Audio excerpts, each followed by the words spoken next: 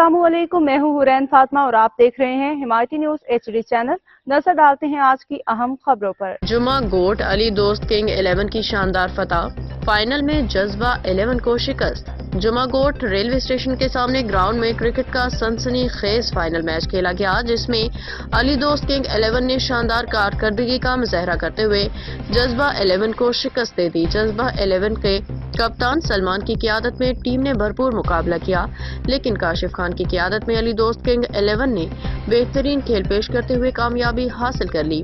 Final में तवाफ खान ने शानदार कारकर्दगी दिखाई, जिसपे उन्हें मैन ऑफ द मैच करार दिया गया।